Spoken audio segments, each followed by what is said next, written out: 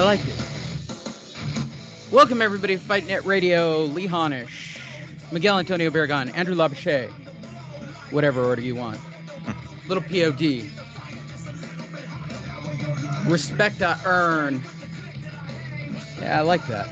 I like having the music coming in. It makes me feel like I'm back in the studio like the old days. Hi, everyone. Welcome to Fight Net Radio. That's Andrew. That's Miguel. My name's Lee Honish. It's Fight Week, kids. And the fight has changed dramatically. Didn't seem to matter for credentials, but we'll get into that. We talk boxing on this show. If you do not know the format of the show, let me give it to you, and I will give you this week's events before I check in. We do a check-in. Why? Because that's the way I do it in therapy, all right? Stop asking questions about check-ins. I didn't ask them if they were going to harm themselves after the call, did I? Sorry, I need to take my medication. We do a quick check-in. We do stories starting from a week ago coming back. So trust me, everything you think we're going to talk about, we're going to talk about. Those two guys are the nerds. They will talk nerdy. I'm an asshole. I will make the jokes. That is the format. And clearly I have access to a soundboard yet again this week. Do you want more proof than that? I cannot give you any more proof than that. They're aware of it. I'm aware of it. Nobody has written an email telling us to stop doing it, i.e. Sam Navajero, our extraordinary Australian producer. And I'm going to give you this week's events. I am going to Vegas to cover this week's fight and cover my vacation. So Wednesday night, we'll do a quick check-in, probably about a 30-minute show. Miguel and I will be live from somewhere kind of cool, maybe, or he'll be at home. I don't know. Don't care. The one that you guys care about will be Friday after the weigh-in or Saturday morning. I don't preferably like Saturday morning for the next show, and that show is the one you all care about. How the fuck do I bet on it? Good question. We'll tell you. And remarkably, my percentile of being right on how to bet it is remarkably through the roof. But you will get everybody's opinion, and we'll discuss that. And we're actually going to give you a quick update on how we feel about that fight with Ugas in a little bit when we talk about the switch out. You're all caught up. Now, as we do each and every week, once around the horn, this week we will start with Miguel Antonio Barragan. What's up, Miggies? What is going on? Good morning, gentlemen. Nothing too crazy over here. Everybody's still wearing their masks, so every time I go to the supermarket, got to put on that mask. Nothing's changed yet, at least. But it's still hot as shit. It's starting to cool down here for all those who don't know. I'm in Vegas, and it is like 109 or something like that. I think it was this week. It's pleasant. So make sure to bring your shorts, Lee. Yeah, I'm going to, and a bathing suit. I am. Miguel, do you have any thoughts of harming yourself or harming others? And harming myself, no. Harming others, yeah, pretty frequently, I'd say. Cool. Andrew Labouche is our family man in the Bay Area. Andrew, how are you? How's the family? Yeah, we're doing good, Lee. Whatchamacallit? Went to the lick on Friday. That was fun. Figured you had to be somewhere. Moved my grandma.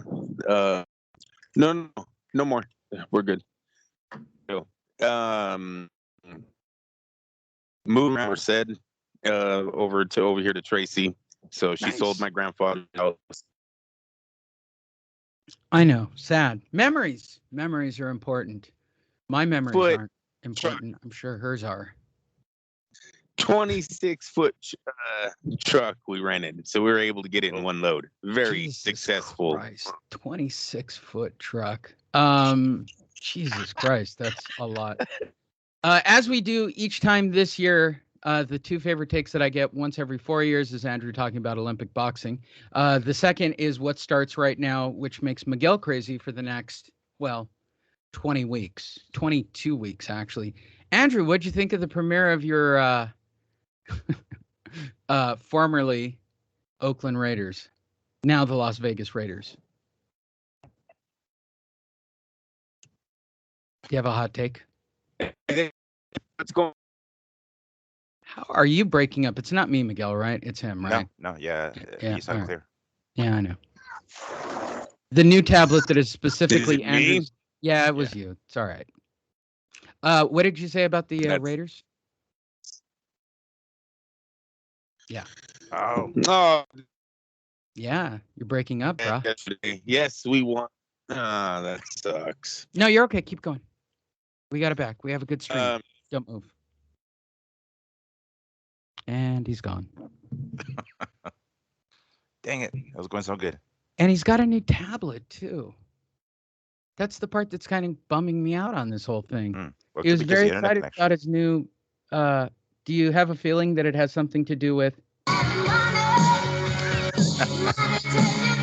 See, this is a much better way to do it. Okay, then it doesn't have that choppy after effect when I do the post editing with the voices.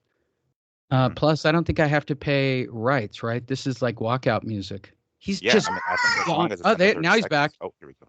We got babies. That's you. Now we can hear you again. I think it's on your side, dude. It's doing some weird beeping noises. No, I never heard that. It's not on our side because Miguel and I have been talking and recording. Your side. All right. Okay. If that makes you sleep better, okay, it's our fault. Good. That's right. Damn right it is. Raiders, Andrew. Now, save words about the Raiders. Hey, I want to know, have you ever seen a show called Charger Connect? No, I have not. Gosh darn it. Because I don't know if it was the warm-up pregame show to the Chargers Rams, but that's what the Raider fans had to watch yesterday before. Yes, I they know showed... because I watched your feed. But here's even funnier. Because I was watching one of the hot feeds on the internet, Andrew, the coolest thing I saw is that they started the camera early. So I watched the Raiderettes, and then they just put the camera on like the booth people, like, and they're talking to each other and making jokes, and she's fixing her hair. Like, they just ran the video. I was staring at it in awe. It was like the raw feed. That was fun. What are you talking about? The Raider game yesterday. They just the Raider game, like I said before, the Raider game was not shown in the Bay in Tracy, California. Andrew, okay? If you went on VIP Front Row Net, not a sponsor of the show, but you should go there. I'm telling you, why do I have to go stream a Raider game? No, it's it, dude. It's it for all the Raider fans that were out there going, yeah, it's great. We're getting a stadium. I could just watch them on TV, Lee. Yesterday, we had to watch the motherfucking Charger Connect. I got to say, that's a pregame show. I didn't turn it on. It is. They're not getting my rating. Yeah, it is. But they had to watch the Charger Connect before watching the Chargers Rams game. Nah, dude, that's fucking. Hey, wow, just what a slap in our face, man. I could have swore there was a lot of Raider fans that didn't think that we were going to leave the TV, even though there's 3 teams in California. Remember back in the day, Lee? Don't you think Kroenke would sue the NFL if they showed a Las Vegas game over 3 teams in the state? Yeah, I agree. I don't know if this is the future. I don't know if this is the Raiders got primetime games, so of course we're going to get to see them there. But what a sad reality we had yesterday. Lee, I don't remember a day when the Raiders played in Oakland that we didn't get to watch their game, okay? And yesterday, the first game of the year, the Raiders were not shown live on TV in the Bay Area. That's a sad day for all Oakland Raider fans. Damn. Yeah. No, that's bad, man. Now there can't be any blackout rules because Miguel, don't get it twisted. There's a million guys who want to scream right now about some blackout bullshit rule that we didn't sell out the fucking game fast. You said get it twisted. They're in Las Vegas, so there is no rules on blackout here. If the Raiders had a high rating, if they cared, if the NFL gave a damn about the Oakland Raider fans, we would have had some kind of way to watch that game on TV, not through some streaming app or some what is it, illegal feed that you're getting somewhere else. Well, that's the way I did it. I actually got to watch Tom Brady. I got to watch Kansas City. I watched everybody. Believe me, when the Raiders used to get blacked out and I wasn't at the game, yes, I would stream it. Remember, we used to talk, the fucking game would be in another language. It's from another country.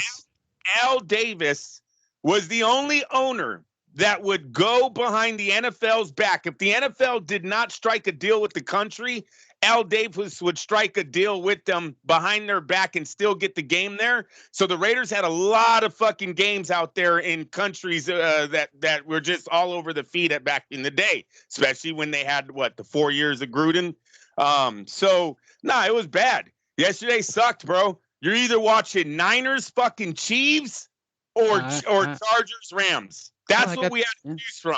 We're like we're a place with no team. And look, the Niners ratings went up. The Niners ratings absolutely went through the roof yesterday. That was the only game to watch at a certain time. So if you wanted to watch football, you were going to watch that game and watch them shit all over the Oakland Raider fans this Monday. You guys got a Chargers game as well? Southern California fucking Chargers. It was the only one on NFL Network. They made a decision for the 4 o'clock, 5 o'clock. Like they made blanket decisions on which games were going to be televised. I watched Tampa. Then I watched a little bit of the Kansas City. I watched the first Mahomes back. They played the A team for one drive. And then I watched the Raiders thing for a little while.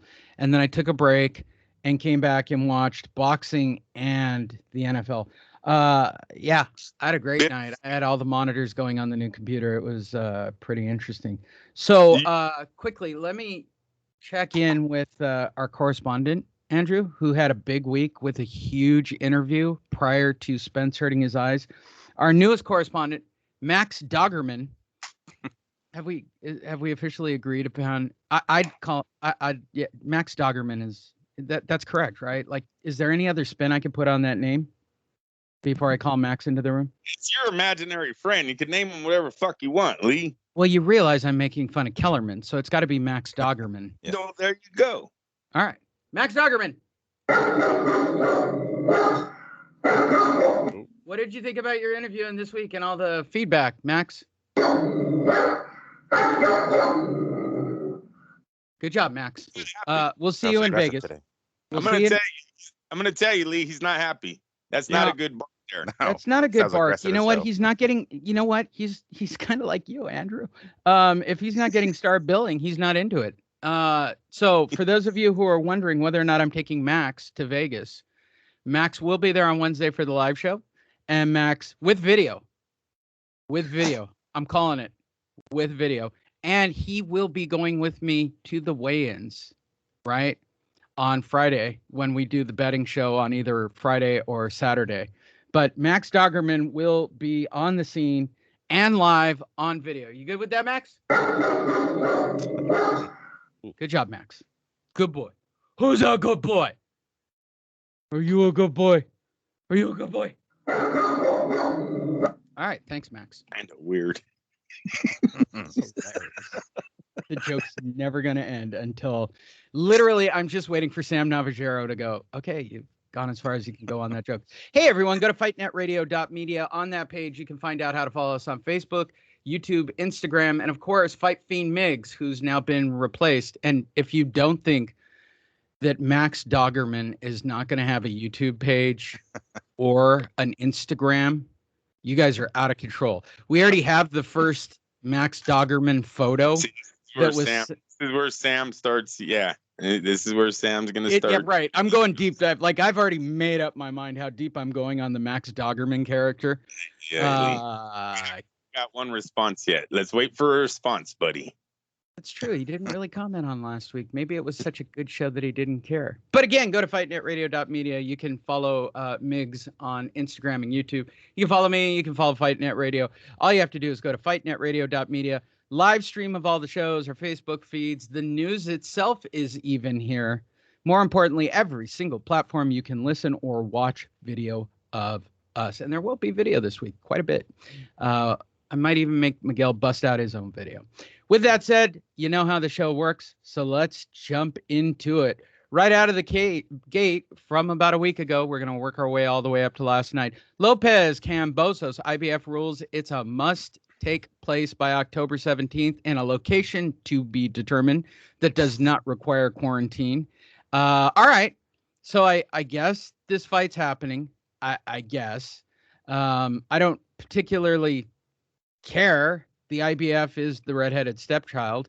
After considering the written submission from both camps, the IBF has ruled that the IBF will not default Triller on the purse bid at this time. There is no IBF rule that governs timeframes a bout must take place in after a rescheduled bout. The Lopez-Kambosos bout must take place on or before October 17th in a place that does not require quarantine. This was reported by Mike Coppinger, who probably got credentials for this weekend, even though he's on a newspaper, whatever the fuck that means. I start with both of you.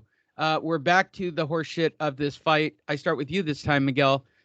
One, do you care? Because I'm sure Bob's going to win the purse bid, or, I mean, Eddie Hearn if he's going to be a douchebag. But, all right, so this will go to purse. Bob will pick it up. Whatever the case, this fight's going to happen. I don't particularly care about this fight, so I want your take. Miguel.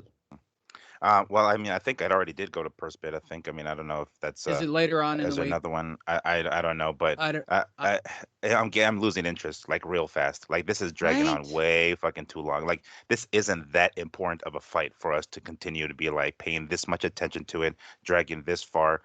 Last I heard they're trying to take it over to the Middle East, to Saudi Arabia or something. Jesus. I forgot what the fuck they're trying to go over there, but essentially they're trying to get some money over there somehow because they don't require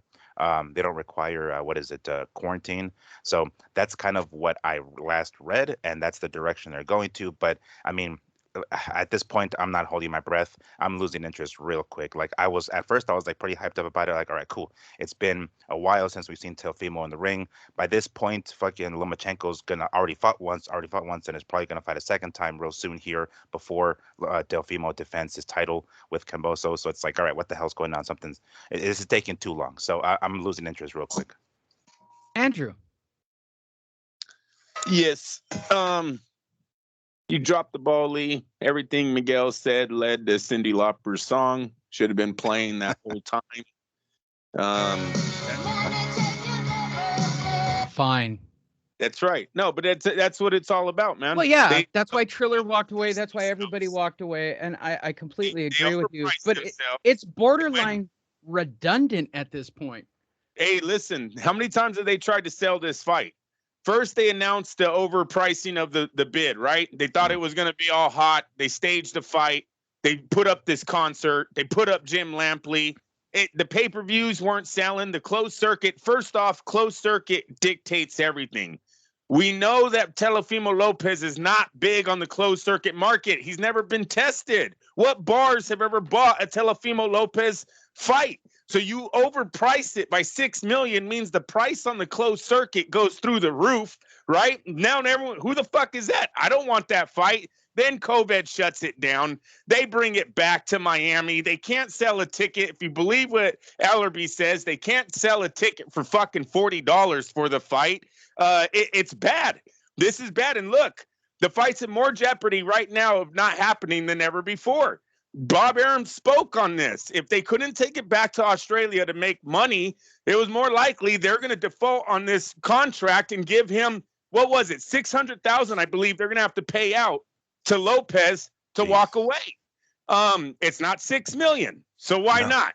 You eat it and you pray that Oscar De La Hoya and all these MMA legends save your company in September.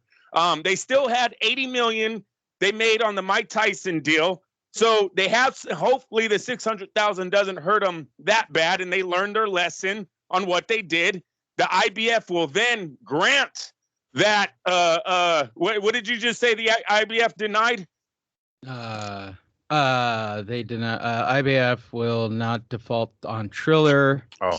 There's no IBF rule that governs time frame of when it will take place. So they got to. I promise you, then they will when they find out they're not going to get paid. So when Top Rank gets the fight, they get paid again. So yeah, believe that will happen when Triller finally waves the white flag on this stupid idea. Whoever had it in Triller, I wouldn't sleep good for a little while. Your job might be in jeopardy. You really put your company in a bad place in this dumb signing that they did in the Yeah, very beginning. reckless. It was reckless as fuck, dude. Yeah. It was just like sign checks. We can get these guys and let's get it done. No, that's not how it works. Yep. Moving forward. Kell Brook hopes that Amir Khan deal can be reached. Oh, well, we're jeez. back to this shit again. Oh, my If you think that Kell Brooks and Amir Khan have fought 3 times already, well, you'd be wrong. These 2 old bastards are still trying to fight it out. Quote, Brooks told them, I've been quiet on the fight because there's more of a chance of it happening then. When I'm loud, listen, that fight's happening. Get to it, Khan. Listen, put it on a little contract and we're there. There's a lot of talks. This year is happening. It's going to happen. Brook told IFL TV. I think, okay, so there we go. I get it, right? Like, this is the English version of a has-been fight that we do here with U.S. fighters, right? This is like, the Ghost versus whomever. Yeah, versus Ortiz, this basically. is like the English. This is the English equivalent to, I don't know. Wait, what was it? It was Iran Barkley versus Hearns 3. Like, this is that fight. Like, this is the English version of that fight with their stars. I mean, I don't understand their impact in England or even in Europe. In fact, I don't give a shit because they're so second rate. They never matched up against anybody in the top 10 well. They never did anything. They stole titles when they had titles or got title shots. This time I'm looking for anyone to prove me wrong that probably it'll show up on DAZN. I start with you, Andrew. Tell me I'm wrong. This is bullshit. It's a bullshit fight. English fans should be as pissed as me. Look, these guys have big fan bases over there. I don't know if this fight still sells at this time. It almost feels like Brook and Khan need to meet up somewhere and kind of stage a fight to try to get this thing hot again. You're talking the Danny Bonaducci scenario, like he needs to grab his nuts and bite him between the eyes? Maybe go to a major soccer game where they're both from, and you know how they usually have those urine at each other like a soccer game.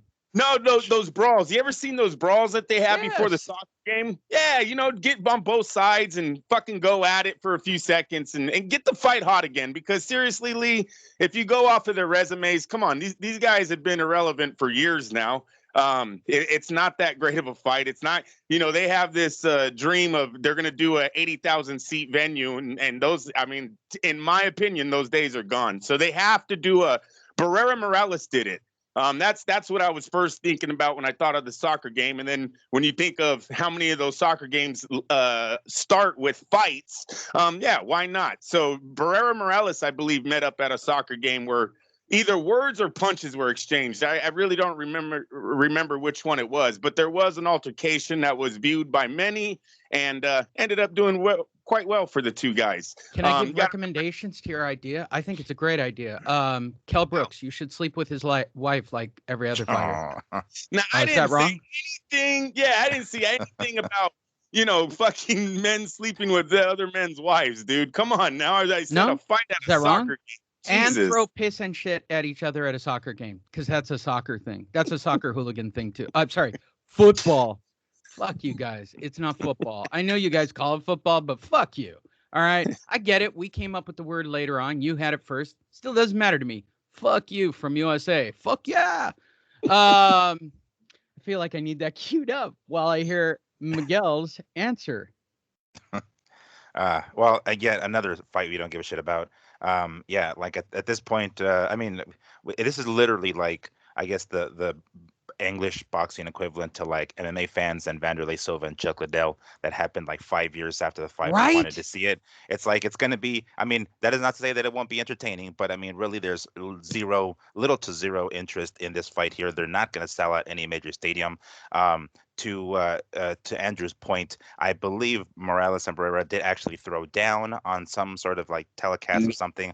I don't know if they were at an actual game or not, but I do remember Barrera throwing the first punch, and then Morales like, "Oh shit, okay, it's on now." So yes, something similar like this with one of these media outlets that happens to catch this scrap or something. Oh shit, it goes viral. Boom, there's interest. That's not a bad idea. I'm sure they can sell way more tickets or whatever, English equivalent to pay-per-view, closed circuit, whatever, at that point. But I mean, really, there's no point in these guys taking any more punishment from one another.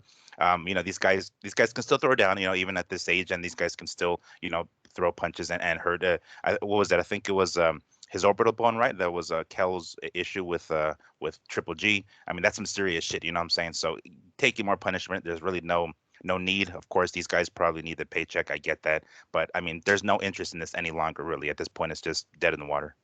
Yeah, talk about trying to cash in one last fight. This is straight the definition of two guys that pushed this fight. I mean, they surpassed Pacquiao Mayweather, you guys, and that's hard to fucking do. Those guys pushed that fight out for a long time. At least they were able to still be relevant when they finally did show down.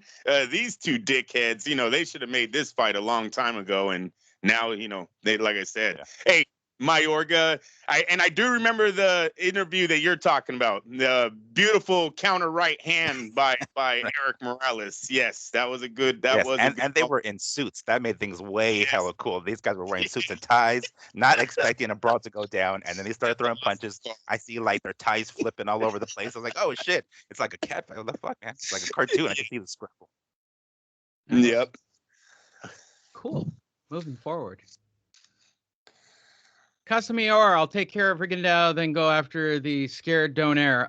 Yeah, okay. So John Riel Casamayor, he fought on Saturday. I'm sure it's in there. I think it's right here. Casamayor beat Rigondeaux by split decision. Let's talk about it right now. First of all, let's talk about the fact he won, and the only person who watched it, of course, was Miguel. So tell me about the fight, first and foremost, Miguel. Well, I mean, it basically was like the OJ chase. That's pretty much what the fuck it was. It was exactly the track. He chased him. It was pretty much that. Yeah, it was backpedaling, clinching whenever he could. By Rigondeaux, by the way, fantastic athlete. He wanted to make sure we all knew that, and apparently, we all found out, right, how good of a track star he is, because that's pretty much what he did. Casemiro didn't do himself any favors by not cutting off the ring or going to the older fighter's body at all. He didn't do any of that to slow him down. He was basically headhunting the entire time, telegraphing that right hand left and right. Didn't even try to at least disguise it or hide it behind the jab or anything like that. Every so often he did try like a couple of combinations that maybe he would miss the first two and land the third. Then he basically stopped doing that. So it was pretty much a chase, like one of the worst fights. I mean, shit, I use the term fight loosely because it really wasn't that.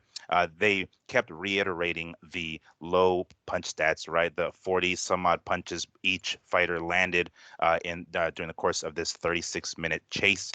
So it was a total snooze fest. I mean, if you guys, skipped the fight, you guys did not miss anything. Well, if you saw social media, the funniest part, because I was watching all of the Top Rank card, which I was just enthralled with, all of it, and I was enthralled with football. Enthrall is a good word. Look it up, everyone. I didn't watch this. I didn't even put it up. I have an extra screen. I could have put it up. I just didn't. I didn't give a shit. But I watched social media, and the big talk on the fight was it's Floyd Mayweather version 2.0. Is it because he ran or because he was defensive? Like, I don't know what the take on that was of what they were trying to say. Did you get a Floyd Mayweather vibe to it, Miguel? Hell no. Floyd at least counters, for fuck's sake. Like, damn, he throws, everybody clowns on Floyd for running, and he does. I'm not going to say he does it, but when he outlands his opponent, you have to take a look closer at that because, you realize that he's backpedaling the entire time or clinching or whatever, but then he outlands his opponent, it's another thing. And then you look at his opponent's face, but dude, I did not get one slight hint of Floyd out of this one. It was just Rigondeaux. Like, Rigondeaux was just, it was more of an Adrian Broner, honestly. Like, Broner doesn't even fucking counter. he can get out of the way of some shots whenever he can. But it was really more so towards that, because it did not look like, Rigondeaux it didn't seem like he was interested in countering. He was trying to basically initiate any sort of exchanges. He would throw one left that maybe landed on the body or up on top, and then that would be it. Like, that seemed to him, it was like, okay, cool, I won the round because I landed this flush punch. It's like, no, dude, you don't just win the round by fucking, connecting one punch. But no, I did not get a hint of Floyd at all. Hell no. Andrew, it was a thing of beauty in what? how he was making that young man miss punches, right? These are professional fighters. That man's a champion. But, Oh, hold on, Andrew. Hold on. come on, Lee, don't cut me off. Hold on. You hold on. But that doesn't agree with you. Not win fights. No. Okay. You have to punch in a boxing match. Look, this fight was disgusting. There's almost half the fight. I don't think 5 punches are landed in some of these rounds. It was, when you get past how good Rigondeaux moved around the ring, everything else sucked about this fight. Look, I didn't even think Casamayor. I like how the commentators are like, he's winning because he's punching. We've seen HBO say you can win, Jim, without throwing a punch. It's real weird. I get both of those thrown in 2 different fights, but that's usually how boxing goes. In one fight, it could be the greatest thing they ever seen, and the next fight, the champ should win because he's the one pressing, throwing. I like that fight. I like the one where you go after the aggressor, the guy who's trying to make a fucking fight. Defense is good, but everyone's paying to watch punches, okay? So I like that, but it's weird how boxing can have 2 different views of a fight, and everyone, doesn't look at that.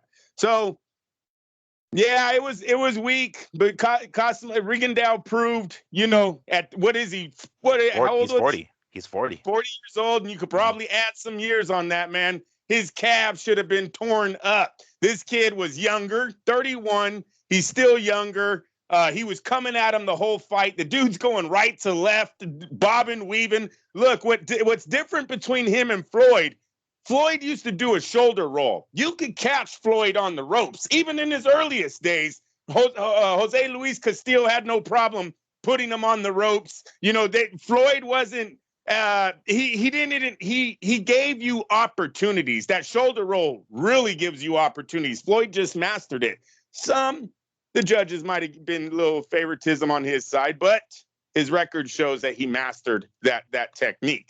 Rigondeaux really not doing a shoulder roll. Rigondeaux, motherfucking Dancing with the Stars is coming in this man's future. He's bobbing, weaving, back and forth, right to left, different directions. You're not catching him. Look, Casamayor did a terrible job of cutting the fucking ring off. That's one thing. That was terrible. He chased him like a motherfucker.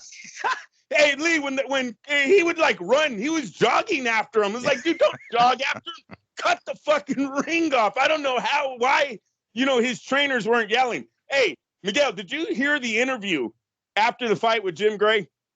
Yeah, for both of these guys, yeah. Yeah. You see when Jim Gray asks his Casamayor what he thought, and then his manager or something jumps in? Oh, yeah. It's the worst fight he's ever seen. Can't believe it. They should hold that man's paycheck. He's like, Jim Gray's all. Is that actually what he's saying, or are you just talking? Yeah. He's like, or is that your opinion? And he's like, no, that's what the champ said. Like, no, fool, that's not what the champ said. Shit, fuck out of here. It was, hey, Lee, what's that guy's name? That Are you guys missing the hottest take in all this? Andrew watched a PBC fight. Oh, gosh. He's gonna fight. That's the hottest take here. I don't know what's going on. Well, I'm in the upside down world. We were expecting something more out of this one. It wasn't just, another Charlo against another fucking no name. It was something different. That's right. And yeah. And still disappointed. Oddly enough, though, equally as disappointed. God damn it! Why is now I we have to admit, he hurt him early. Casamayor hurts Rigondeaux early in this fight, wobbles him at one. Did you catch the wobble that he put on him? Wobble? Wobble. I don't think I did. What's the wobble song? Earlier in the fight? His legs, Lee. Like Rigondeaux's legs got wiggly for just a split second, but he hits him with the left hook that hurt him bad. And it seemed It, it really seemed like after that, Rigondeaux was fucking. What did HBO used to say? His fight plan turned into a flight plan, and that was the rest of the 10 rounds of this fucking fight. And then like what was the point where like Casimiro like dropped? Well, I mean, what's his name? Rigondeaux fell, and then Casimiro like landed like 2 or 3 more punches while he was on the floor still. It's like, oh gosh. Right after that. Yeah. Right after he dropped, another left hook that looks like he really hurt him, and then Casimiro just wants no more. At least doing a sound. No, I'm not. No, I had it in the background, Andrew. No. Actually, the way I'm doing it now, it doesn't hurt anything, but let's do it now. Oh. There you go.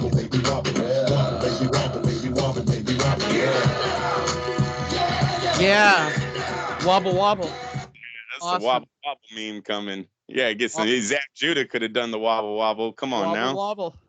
The stanky leg. I'm still waiting, Sam Navajero. Just tell me to end the soundboard and it all goes away. Max Doggerman might not go away, but the rest of us can all go in one email from you. Just saying it out loud. With all that said, now that he's won the fight, hey, now that John Casamayor won, he's gotten all full of himself, and his next thing is to go after a scared Nonito Donaire. The one thing I'm pretty sure I can say about Donaire is that he's not a scared Donaire. Donaire actually has no brains about being scared, if he has any brains left. So next up in his mind is Donaire. So that's where this story started, and this is where the story is going to end. I'm going to start with you this time, Andrew. Donaire. Well, it's a good fight, Lee. Look, Donaire is one of the best, greatest fighters of all time. But he's up there in age, so he's vulnerable right now. And this young man, he comes to fight. Good. Is there money in it? The money's the winner of that fights in a way. So I think that's all they're gunning for right now. Look, Donaire has worked himself up to this fight again, right? Coming off of defeats in his career, people thinking he might be done. The guy's able to rebuild himself. He's one win away. So maybe they take a pay cut here, just to get that shot at Inoue. But that would be the big money fight is actually not this one, but the winner getting to fight the champ. All right. Miguel. I actually think there is a little bit of money involved in this one. I mean, we're talking about two, Filipinos or I guess a Filipino descent. I don't know where Nonito's born in, but anyway, the Philippines. They can fight in the Philippines. They can fight in the Philippines, right? So in the Bay Area. Okay, so I mean that sounds that sounds like money. I think two guys and we're not talking about two guys who backpedal. Both these guys come forward. Both these guys are bangers. Both these guys are gonna throw down. They're gonna meet in the center of the ring. Like it's gonna be like a pretty potentially a fucking Filipino classic between these two guys throwing down. I'm all for it. And then on top of that, of course, it's a unification. If I'm not mistaken, Nonito's got a WBC belt and Casimiro has the WBO. So why not? Like it was pretty obvious. Casimiro's intentions right off the bat last night with the post-fight interview. He's got Nonito and the monster in his eyes. So I'm down for that one. But I mean that one I think that is a fight fans fight. Money. I will actually Max Kellerman this one, not Max Doggerman. No. That's a fight fans fight. Yeah, so I think that it could make some pretty serious bucks on that one. I'd be into it. I got to be honest. You guys mark the day on the calendar. It's August 15th. Yeah, I'd be down for this. I'd be down for it all the way. Nice. What would be nice for Nonito is to see him once in his career take on the Bay Area. The Bay Area has got a real big Filipino population here. Yeah, I believe Daly City is. It feels like a very home household comment on your part, Andrew. I'm not saying that I know firsthand, but it feels very home house. No, well, I know Nonito, right? So Nonito's been big. This has been talked about on Fight Net Radio before about how Top Rank missed the Bay Area with Nonito's career. It's always been because of the money that Manny's made over there. We've talked about this numerous times. This is not new. So I would like whoever's working this fight for them to at least look at staging a fight, say at the Golden State Warriors arena, maybe San Jose, but I would really stay more towards San Francisco on this one because Daly City's right next door, and see where a Nonito fight could get you right now, especially because like what Miguel said, and I totally agree with you, Miguel. I didn't even think about that side of it. Both of these men being Filipino descent, this could generate a lot of money if Nonito's fan base shows up, and so if why they not? know he's still boxing. Just saying And it out loud. it's a literally like a brawl. It's gonna be a fucking scrap. Like it's got potential to be like a killer ass showdown. We're not talking about two guys who are known for their defense necessarily, so it's gonna be a scrap. And Casamayor, he did put down Rigondeaux. He hurt Rigondeaux, and then he made Rigondeaux kind of submit his whole fight plan last night. That's big on him going into the Donaire fight. The guy, his power has to be considered legit for the way the first 6 minutes of that fight played out last night. Yeah, and it's not not the old Rigondeaux, of course. I mean, of old, I should say. I mean, because he literally is old. But I mean, we're not talking about the Rigondeaux who beat Donaire. But I mean, look at that. Casamero got a win over Rigo, who beat Donaire. Like that's the crazy fucking wacky boxing math. It's like, oh shit. In theory, this guy can be that guy, but it's not until they're in the ring. And then styles makes fights, as they always say. So it's intriguing, and we could be treated to a killer scrap. That's the hardest thing to explain back in the day when you're talking about legendary fights. Yeah, people don't understand that how two fighters, just because they lost to some guy, doesn't mean they can't make the fight of the year themselves. Yeah. Ooh. Oh, Somebody got that? a call. Who's Yes. Who's me. My mom. Oh. It's your mom. Oh, she Mhm. okay? I don't know. Who knows? Yeah, Wow. great answer. With that said, go to fightnetradio.media where you can find everything. You can follow us on Facebook, YouTube, Instagrams, and of course, Fight Fiend Migs on all of his channels. I'm going to make him do content this week, people. I will promise. get something going. We're going to do shit this week if I have to do it for him. I'm determined. All right, let's move forward. Eddie Hearn. Hey, I'm going to grease White up with a lot of Crisco up his ass and fuck him. And he'll fight in October. And I'm actually leading him to believe that he's going to fight Areola or Ruiz. Eddie Hearn said there's a number of big fights out there, he told IFL. Sorry. We quite like the Areola fight. Not going to happen. We spoke to his manager, Luis de Cubas Jr. I got it right. Jermaine Franklin, it's probably Jermaine Franklin, has been mentioned before. And I get into that mode, Miguel. It's Jermaine. I know. I hear it. Jermaine happens to Franklin. Michael Buffer too. Trust me. Yeah, right. I think Dillian wants a real fight. That's a fun fight. We were talking about it earlier. Maybe Andy Ruiz. That's such a great fight. All right. I think this is all bullshit, as usual, when it comes to Dillian White, the most greased up ass in boxing, who has literally been railed by Eddie Hearn. There's no way he's giving up that number one position for the WBC. There's no way. He's not going to put his fighter in where it's a risk at all. There's no way. Look, from a promoter standpoint, it makes no sense because you got a guy who's next in line for a real title. I mean, it never really worked out for Dillian anyway because, it just won't. But I turn to you first this time, Miguel. Do you believe that Dillian White gets a real fight? I don't. I mean, these fights sound great. I'm down for watching either one of these fights, but I mean, realistically, are these going to happen? I mean, leaning towards if any one of these fights actually goes down, I would have to say it'll be Areola. That's the best. That's my best bet because I don't think this fight with Ruiz is going to go down at all. But what I like to see it, yes, of course. But I mean, hell, I'm not holding my breath on this one really. Like I don't think either one of these. I mean, it's just again feel bad for fucking White. It's just the same old a carrot on the stick that they have had him on for years now. But I mean, hopefully he lands one of these fights here. I feel like the more realistic one is against Areola because I feel it's a more of a winnable fight. And Areola this point in his career is probably like willing to take on any fucking fight just to get that that payday. But I mean, yeah, I don't see any of these fights going down, unfortunately. Miguel, Andrew. Have you guys seen, I think it's John Wick 3, when he hands that lady that ticket and she rips it and then they burn some bullshit into his back like he's done with the family or something, gets to walk away. Have you guys seen this movie? I have not, though. I have a feeling that Al Heyman does this with his fighters when he's done with them. And Chris Arreola is going to fit that category of a guy who can now get his ticket torn. Yeah, Areola's been on the PBC for a while. He's got many losses, many fights. It's time for him to move on. For some reason, the DAZN was really pumping up these PBC guys for a while. I thought there was some kind of collabo or merger that was going to go on there when the PBC finally broke from its contracts, ran out with Fox and everyone else that they have a deal with. I just see that, this fight has potential here. It's not a big fight for Al Heyman to lose. Areola's done a good job for filling in his gaps on the PBC telecasts. Wow. There you go. Thank God. Let's move forward and get to our breaking story of the week. Pacquiao versus Ugas is now set for August 21st. Spence withdrawal with an eye injury.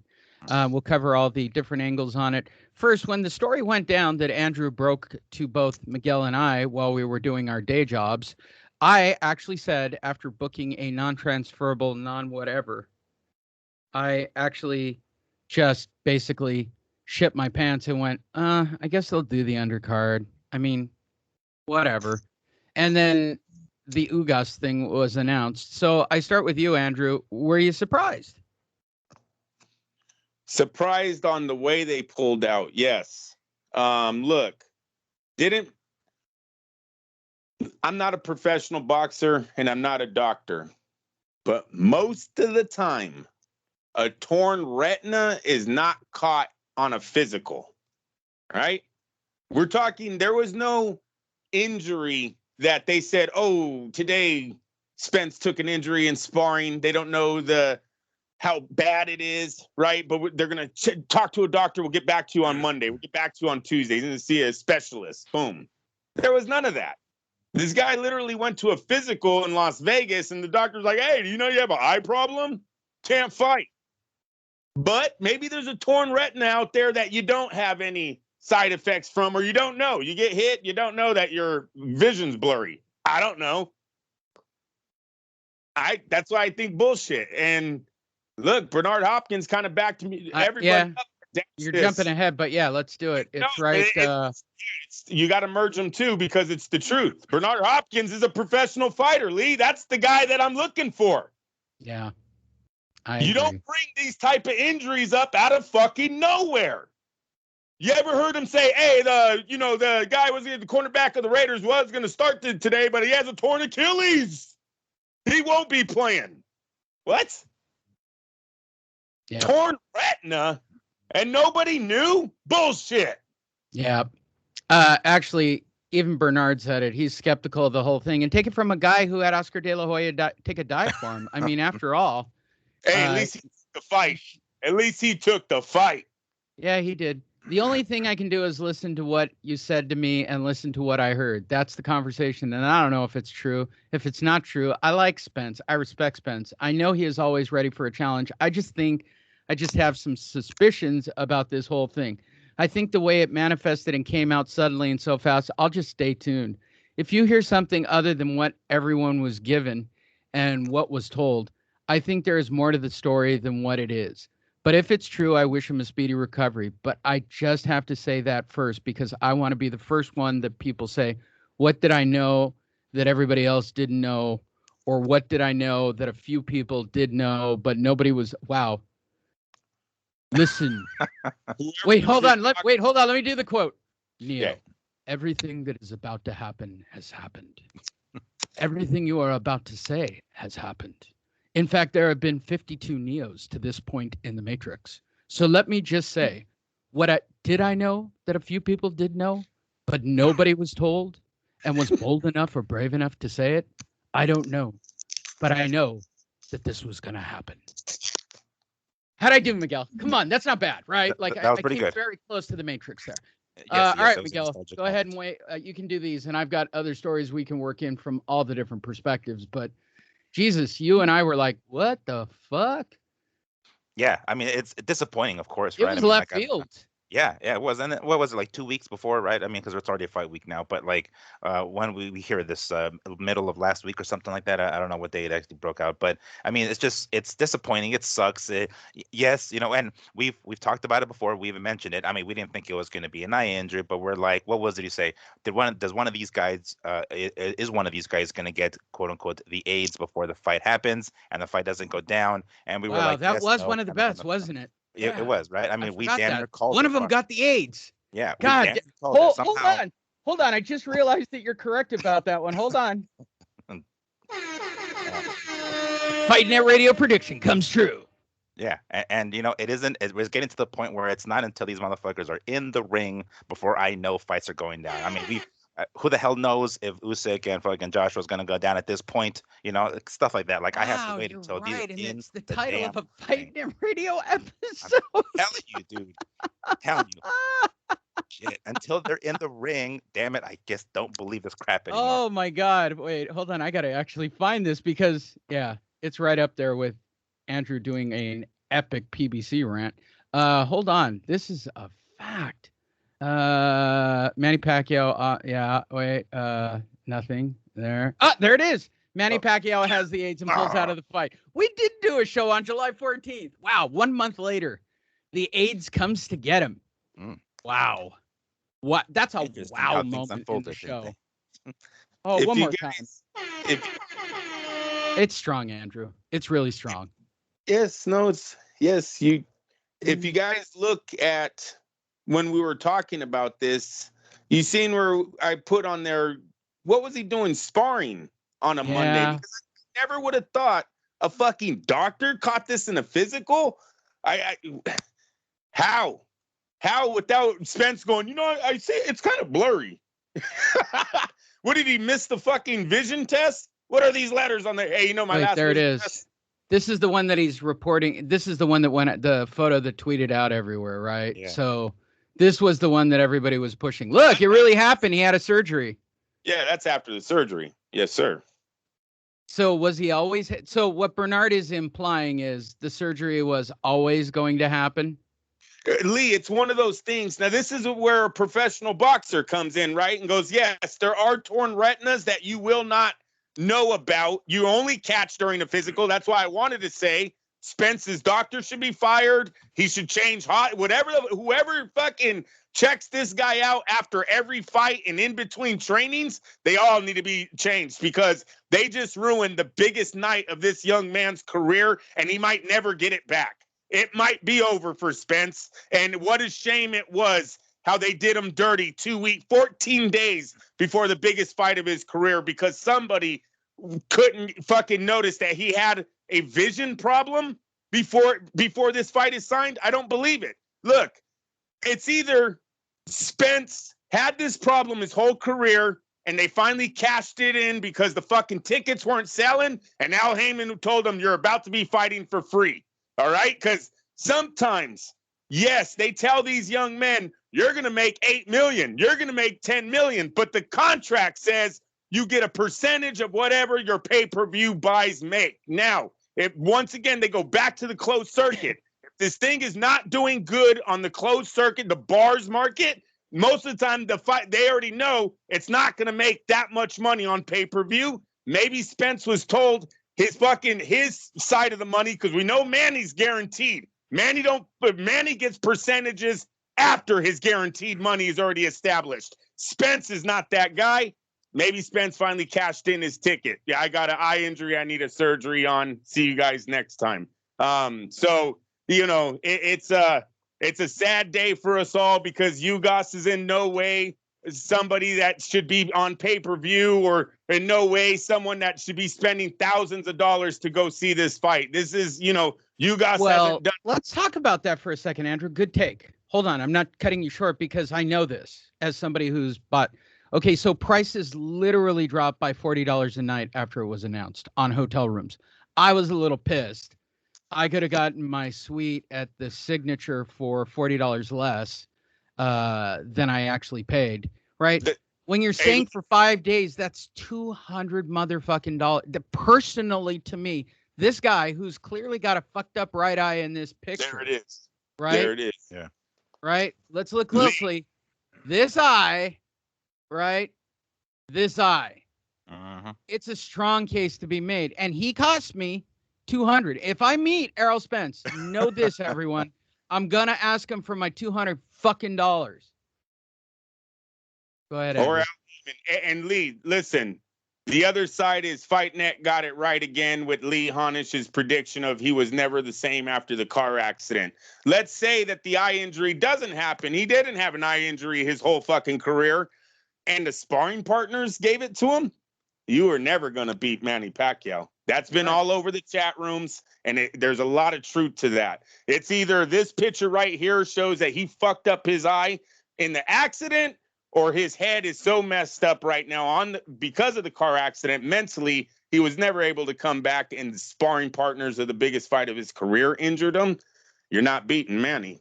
Zabruder film. There's the photo. Look at the right eye. There's the eye that got the surgery. Wait, one more time. Back and to the left. Back and to the left. Yeah. How can a man shoot from a tower up there? Okay, sorry. I was having a whole JFK moment there. But, I mean, dude, there's photos out there. Dude, this photo's out there. And who took that picture? That is showing the right eye, though, Lee. And that's what I kept getting confused on. Did you guys see all the reports that said a left eye injury? No, I didn't ever hear that. No, I just heard eye injury. If you go to Dan Rayfield's tweet, it says left eye, Kostenberg, left eye, all of them. And I found it real funny that none of these mainstream media have a straight source that is telling them the truth. Because on the photo, I was like, that's his right eye, correct? Yeah. Why do all the reports say left? When I text you guys the photo of his droopy eye, was I not referring to the left eye? You were. Yeah. And because that's what they kept saying, left eye, left eye, left eye. Then this picture comes out, and I was like, you dumbasses, you put it on the wrong eye. Switch the patch. Go look at Dan Rayfield's tweet, you guys. Go look at it. All the sources said left eye. Then all of a sudden, we have a right eye picture. I don't know what's going on. People are just running with rumors. We don't have any connects. No, I don't know any of these sources. So, all right. So here's the thing. Let's say for the sake of argument that his eye is not the same after the accident. He did have one fight since then, right? He fought fucking Danny Garcia. So which we knew wasn't going to be a big deal. You're right. And so as I said for that fight, he threw that fight. Okay. Danny Garcia threw that fight. All right. So that was a safe bet. I mean, it was another PBC guy. So even if his eye is fucked up at that point, it's a fixed fight anyway. PBC homies where they're, hey, don't punch the eye, bro. It's kind of fucked up. All right, cool. That seems plausible, right? Comes in jeopardy, yeah. The Al Heyman conspiracy. It was Allegedly. the land of split decisions back in the day, right? Didn't we always say it's gonna be a 12-round decision? Don't. There you guys go. Well, let's talk about the new opponent since this is our featured story. Ugas, never heard of him? Yeah, really, I haven't either, but I've got two nerds who have. Ugas says, I have a masterful game plan, and here is the game plan.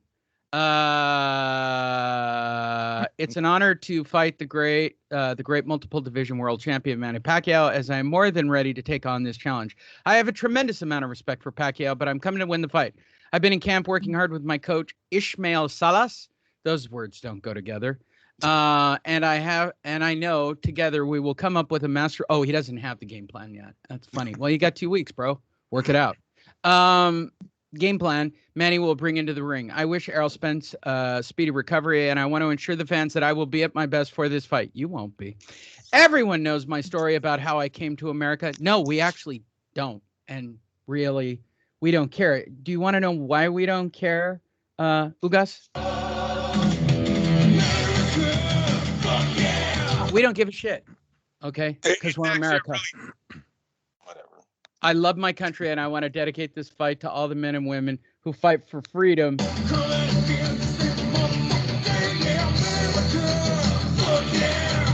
Way to go, Ugas. Nice angle. I like it. I like the American angle. So let's talk about the America fuck yeah angle. When you when you risk your lives the way these young men do, remember they're risking prison time, they're risking their life crossing that ocean. They're doing a lot to get here. You better damn well sharks. They appreciate that shit when they make it. So there ain't no knock there.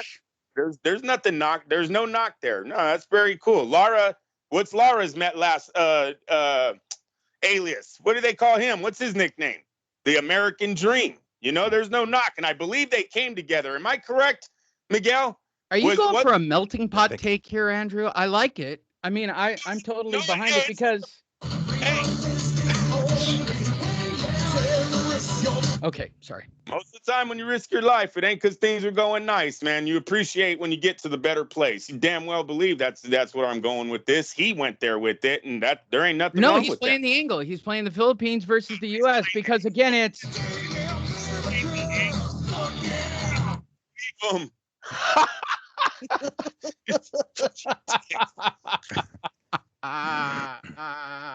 This is actually funny. If I was listening to this in the car, I would be laughing my ass off. If anybody has anybody ever understood that the point of this show was Andrew wanted to do the show again, and I just wanted to make Andrew laugh on Sunday because I think his job is really hard and shitty. That's the point of this show. So if I'm not laughing, Andrew's not laughing, and if you're not laughing to that he just played right here, and Andrew backed it up with an America fuck yeah moment. Oh my God, people, what are you doing? Subscribe. I don't know what Lee's doing there. I don't know what How song you've that. never seen the same people who made South Park made a movie called what is it? Team America. Oh, something for something. Yeah, it's a good movie. Yeah. No, I'm just kidding. Wow. All right, Miguel, are you backing up the America fuck yeah? I'm coming up with a game plan, and we're all coming to save your life. Why are you attaching them, Lee? That's so fucked up, man. The game plan that I think he's going to I don't know compose is basically show up. That's pretty much it. Show up, get paid. Don't get knocked out. Personally, I think if you stay on your feet, you're a hero. Yeah. I mean, if I'm not mistaken, Ugas' last fight, he got stunned like in the 12th round. He was a little reckless in that last round. But anyway, I've interviewed Ugas before. I've interviewed Salas before. Those guys are very down to earth guys, and it's I feel like I'm glad for them that they've gotten this opportunity after being screwed over with fucking Porter, because I do think he won that fight. There was this humongous melee basically during the weigh-in about Porter making when Porter was melee. Oh, melee. Jesus Christ. Melee. At the weigh-in with Porter not making weight the first few times, and it was quite the scene basically. And I honestly thought, you know what, this is Ugas' opportunity. He's gonna come out, and he didn't exactly risk anything in that fight with Porter, but I do think he won. And it's like, damn, back to the bottom he goes, right? But he stuck around, and now he's got himself another opportunity, unexpected, mind you. So is he gonna take full advantage of it? I don't know. I kind of feel like he's just gonna show up. Honestly, that's his fucking game plan. Like, make sure nothing happens between now and then, get my ass to the ring, and then we'll cash our checks later. I mean, I don't think I guess if we're gonna go as far as to predicting the winner, I don't think Ugas is gonna win. It's a shame this had to happen this way, but you know what, he's gonna get a nice payday, so I'm glad for him. But dude, I don't see him beating Manny. I'm pretty sure melee is me getting laid. He's not gonna win. He's not gonna win. He's gonna win because of just his record, his resume, right? The guy has already 4 defeats, and you can take the Sean Porter one out of there. He's lost to lesser opponents. We've seen no growth in his career, and now he's making the biggest check he's ever seen in his life. Probably the biggest one of his career is about to get cashed here in 7 days. So he's already made it.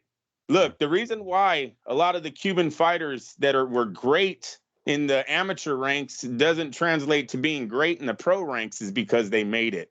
Whoever makes it out of that country and over here have already won. The checks that they made is the most money these men would ever see. If anyone knew Gamboa's story, he talked about one time what Castro would give the Olympic team if they won gold medals: cars, houses. It was a way to provide a living. They didn't get paid. They weren't making money, but they would get I think it was an apartment. I shouldn't even say a house. I believe it was an apartment he got with the car. This is why they continue to fight. This is why you have Cuban fighters that are fighting in the amateurs until they're in their 30s, because they don't know how to make it off the island. And the only way to provide something for their family, a better life than what most have, is through the Olympics. So when they make it here, the simplest life in America is winning to these young men. And this is why their training and everything drops off. The desire to win isn't as big because they were already winners in life. So that's what Ugas is facing going into Saturday's fight. How bad does he want it now that he has his life is kind of set? Now, as long as he lives a simple life, don't start going buying out Bentleys and everything else, lives a simple life, the money he makes on Saturday should run him the rest of his life. So let's talk about the next person in this sweepstake. Let's talk about what Errol Spence actually said before he had the eye surgery, whether or not he got it from a punch, blah, blah, blah. Errol Spence. Yeah, Lee, Andrew. Yeah. Did any of you guys hear that Ugas's opponent pulled out of the fight in the same, I want to say the same physical? I didn't know this. I did hear he pulled out, but I didn't know why or anything. He got a big fat paycheck and he went, okay. The doctor did, but the doctor came up with 2 torn retinas. You got a torn retina too. You got a torn retina. You got a torn retina, and you got a torn retina. Everybody's got it though. Everybody gets a torn retina. Errol Spence, before he went under to the knife or went with the knife or after the knife, who cares? He had words to say. You had to see that joke coming, everyone. Here are his exact words. I am very disappointed that I won't be able to fight Manny Pacquiao on August 21st. I was excited about the fight and the event. Unfortunately, the doctors found a tear in my left eye and said I needed surgery on it ASAP. And there was no way I could fight with my eye in that condition. I'd like to apologize to everyone that's involved. I'll be back soon. We've come back from worse. Did he say anything else? Actually, he did. You guys really had to see that joke coming as well. All right. He hasn't really come back from worse. I don't think he ever came back from worse the first time. So, are we all in agreement that Spence is still not back from the worst of the worst, that Danny threw the fight, that this is all bullshit, he's known about the tear forever, and that...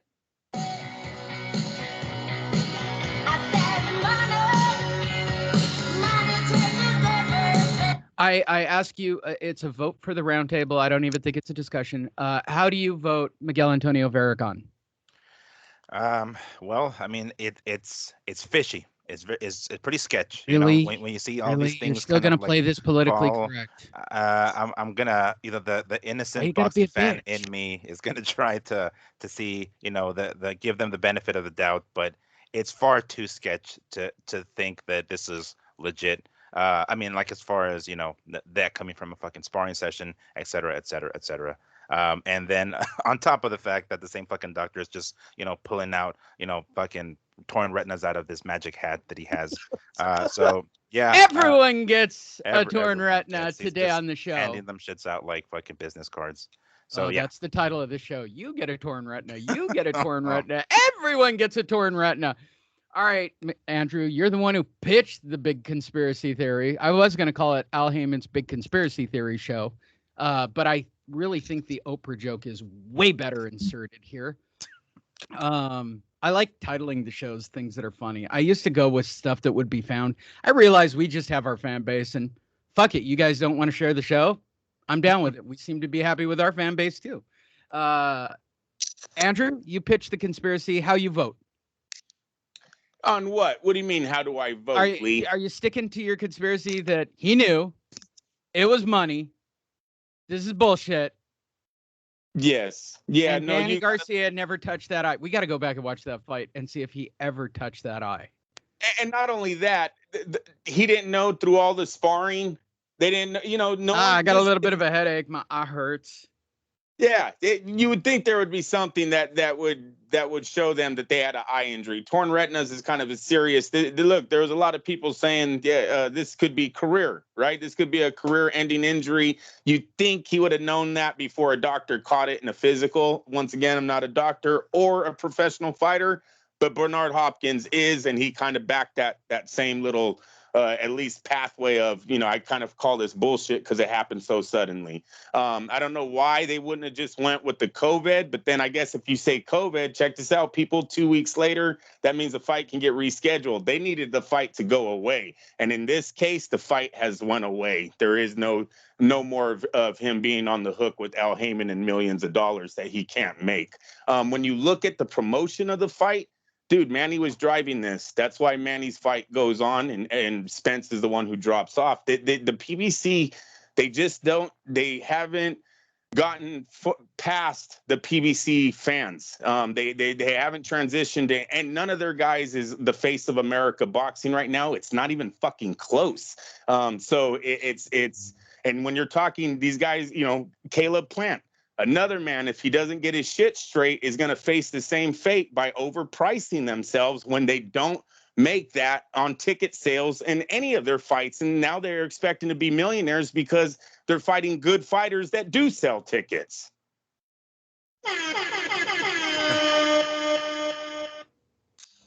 I'm trying to set up your joke, Andrew, with the sound clip you want, just to get it right. Breaking news from Dan Rayfield a week ago. And you know what, Lee? I got to say that you found the greatest song that you could put up to a lot of these situations. It's a running joke, I guess, but it's also eye-opening to how many times money changes everything. That song runs in your head all day, doesn't it? You can be going somewhere and doing something for work. You hand somebody the slip, they look at the amount on there, and I can hear it in Andrew's head already, much like my Bob Arum impression. The first thing he hears is Cyndi Lauper singing. I'll bet you at work, Andrew, attitudes change, especially when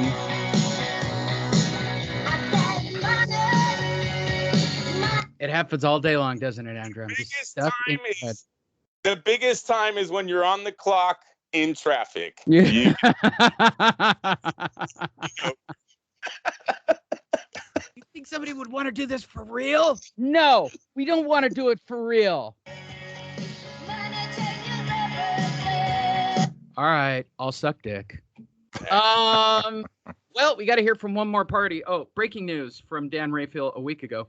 Errol Spence Jr. is out of the fight next week due to a torn retina on his left eye, backed up by the tweet.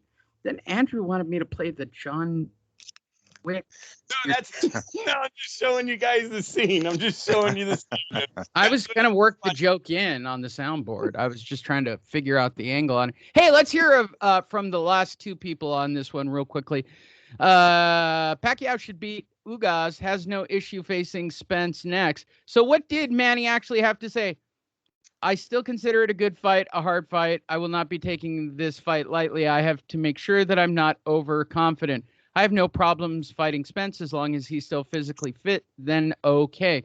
Well, then what did his trainer, Freddie Roach, the ever twitchy and always outspoken, have to say about the fight? Training camp injuries are a part of the territory in boxing, though you hate to see the severe injury like this when Errol's... Wow, that's a mouthful. You hate to see a severe injury like the one Errol suffered happened. That doesn't... Did you really say it like that, Freddie? In the 20 years Manny and I have worked together, he has never had an injury that postponed or canceled the fight. Right, you just, quote unquote, took the fight with a bad shoulder anyway, because you're fucking whores. That is amazing and a testament to Manny's skills and conditioning. I have had to deal with opponent changes before, but never this close to a fight. We still have 2 more sparring sessions remaining, and though I am concerned, I am not too concerned. Manny adjusts to any situation. He looked great sparring on Tuesday. I had Ugas winning his fight with Sean Porter. Ugas goes for the kill right away. He likes to go for the home run when he throws his punch. He would rather win a fight by knockout than on points. There will be lots of fireworks on this one.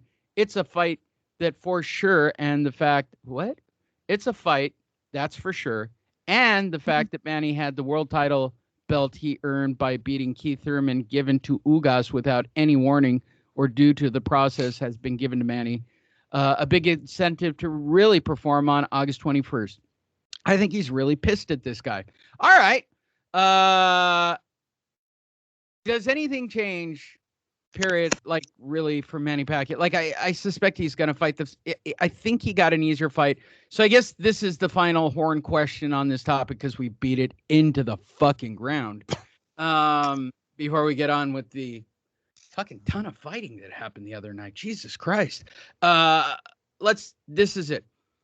We've heard from them all. I don't think this has changed anything for Manny Pacquiao. I am the only one that believed Manny Pacquiao was going to beat Spence, and 100% he was going to beat Spence based on what happened here. Now he's basically getting a fucking buy for a fight. Is there any chance in hell, any betting angle whatsoever? I start with you, Andrew, where Ugas saves face, goes 12 rounds. Like, he'd have to run. I don't even know if he could run from Pacquiao. Like, there's no angle in this. There is no good ending here for Ugas in this whole thing. Like, unless he's just getting a nice payday, this is the end of the line. I start with you, Andrew. Do you change your mind now? Is Manny Pacquiao going to win the fight? Because you were all the other way. And number two, does Ugas have any plausible happy ending to the beating? He's wrong. Didn't I have Spence winning a controversial decision? I mean, no, Manny. Excuse me, Manny winning. Manny, there we go. Yeah, you're right. You changed it on week 3. You're right. You changed about week 3 or 4 of that. I apologize. Yeah, no, listen. The only thing I can give Ugas going in this fight, what I was thinking of giving him was the size. Ugas has always seemed to be a big welterweight. But when you look at his record, he has one knockout since 2018. So I don't know if his size is really going to play effect in this fight. He's never fought in anyone of this caliber before. So he's on the downside of that. He's not faster. This really is leaning towards Manny all the way. It's rather Manny wants to make this a boxing match or a slugfest. Manny dictates everything, I think, going into this fight.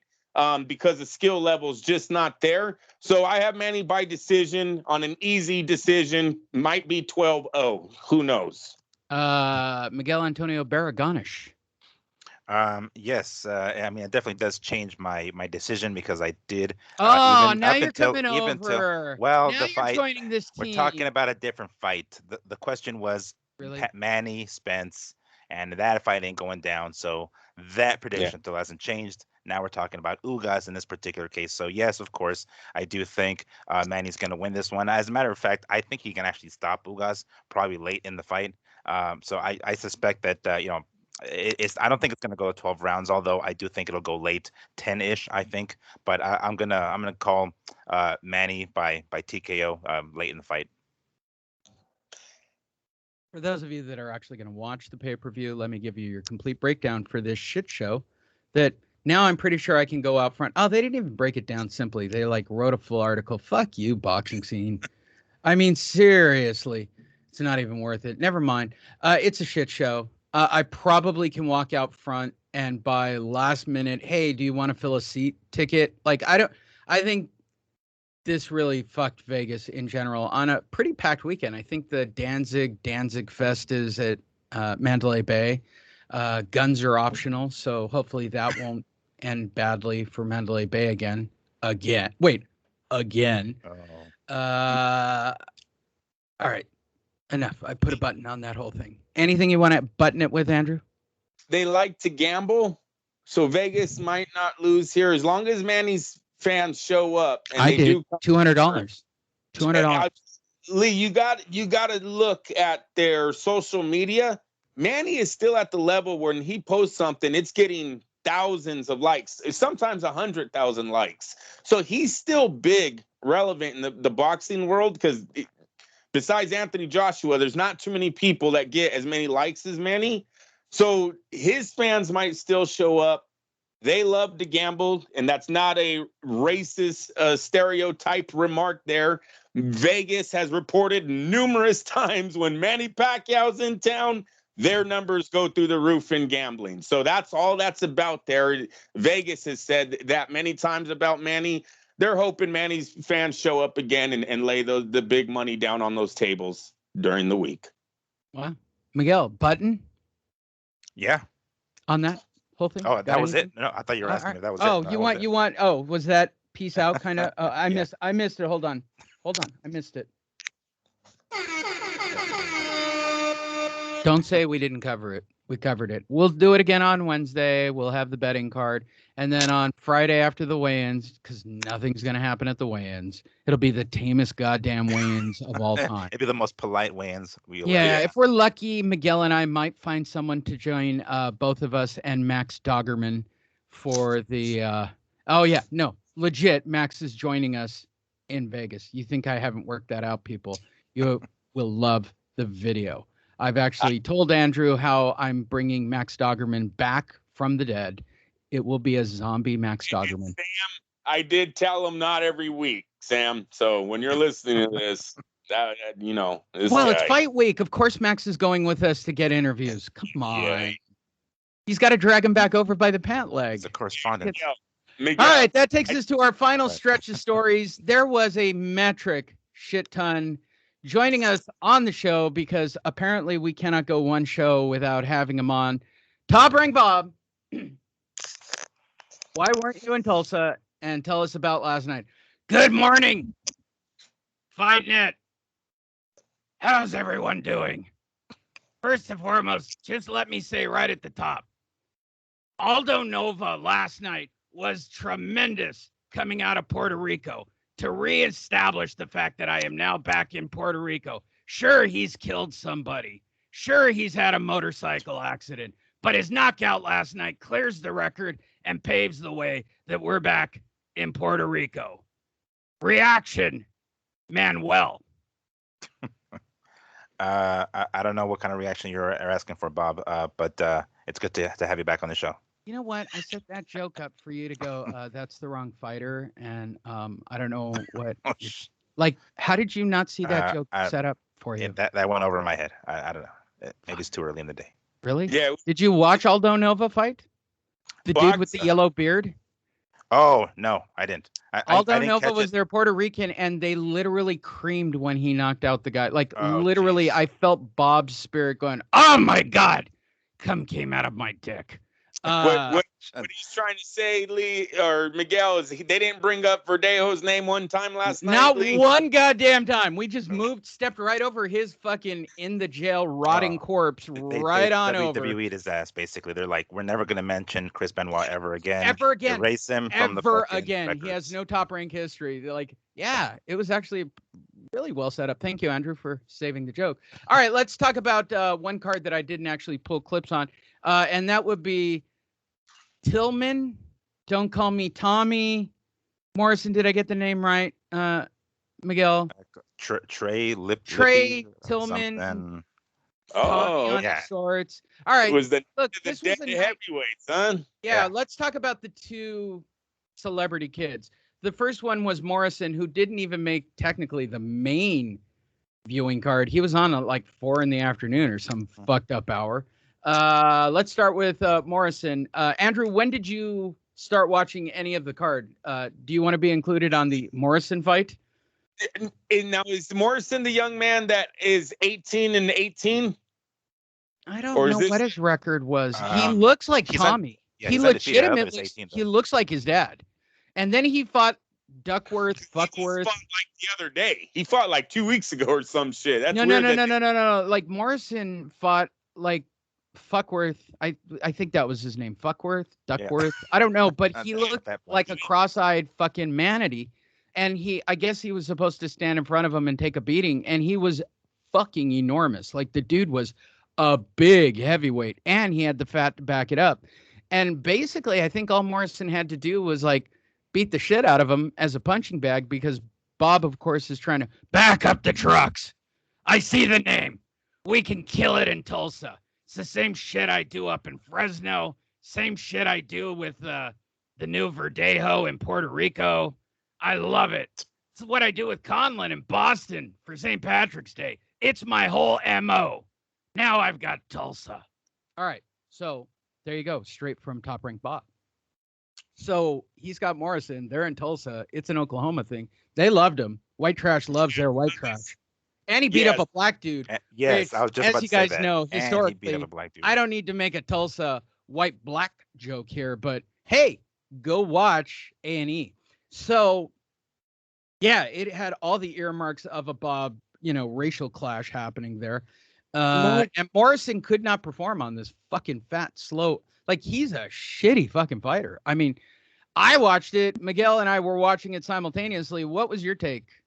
I mean, he got the win. By the way, he got the win. Yeah, Shitty yeah. It was. I mean, he was a sitting duck. This fat black dude. What the fuck is his name? Hainsworth, something like that. Fuckworth. Yeah, he was a sitting duck basically. He did any couple of I guess a couple of seconds he would load up on a punch. He would kind of rest for a little bit and then he'd throw and he would land. It wasn't like he wasn't landing. Morrison a couple of times was like thrown off balance just by the weight of Fucksworth right arm swinging around. And oh, by the way, did anybody catch fucking Bernardo Osuna using, or I guess reiterating the drill joke because they had a big driller guy. They were in Tulsa, Oklahoma, right? Yeah. And he's like, all oh night. yeah, and we're gonna All see night. tonight. Went We're back gonna see to one the well guy. on it. Dude, you know what? You know what I heard repeatedly? The drill joke. And listen, we have instant replay. Yeah. Never have we had instant replay like we have tonight. But we have instant replay just for a moment like this. By the way, Testosterone must have came in his pants when they went on the missed punch in the main event. Like, must have just fucking goosh, came on himself. They used it. I knew I'd get it right. That's how it's done. 15 seconds. That's how you do it. It was pretty bad. He was kind of all over it, and Bernardo went as far as to say like we're gonna see one guy drill another guy. He fucking said that on air. Like, every dude, fight, what are you talking about, bro? Every fight. Drop the damn drill joke already, for fuck's sake. That was the. I'm gonna start writing down the recurring themes of fight. The recurring theme is somebody's gonna get drilled, and we do have instant replay. Yes, we do. Yes. Anyway, if you want to know, if you want to know Bradley's recurring theme when he was doing his shit, his recurring theme was, I don't like the way he fights. I'm just telling you, I don't like the way Prince fights. He could knock this dude out anytime. He said he could knock this dude out in literally every single fight. Like, I don't know what it is with Bradley. Like, he's got to fight again. Like, he's got to get that shit out of him. He needs to go get knocked out and get that shit out of inside. It is his recurring theme of themes. He could take that dude out anytime. I can't dispute he won. I mean, and he won convincingly. But I'm just telling you, he could have taken that dude out at any time. If I was his corner, that's really it, right? That's the one, right, Miguel? If I was his corner. If I was his corner. Well, you're not, dick. Shut the fuck up. Like, what are you talking about? If I was a millionaire, I'd have $1 million. No shit. Really? You would? If I was Al Heyman, if you were Al Heyman, what? You still wouldn't be seen. Shut the fuck up. If I was in his corner. God damn it, Bradley. If I didn't talk to you about hot wings, I'd probably go harder on you. All right. That takes quickly Jason Maloney won, and that's really just for Sam Navajero. Okay, cool. Moving forward. Nico Ali. Wow. What do you have to say about this one, Top Ring? Muhammad was great last night in his pro debut. The fact that he's reincarnated and now fighting twice in a lifetime is just amazing to me. I remember back in 1904 when Jack Johnson was sparring away. You do? Of course I do. The fact that they did Ali chants, I watched it with a boxing fan and a casual fan. And the kind of boxing, Killian was watching it with me, and Killian's like, dude, they're doing the Ali chants. It's so awkward. I said, everything about this is awkward. His name is Nico, first of all.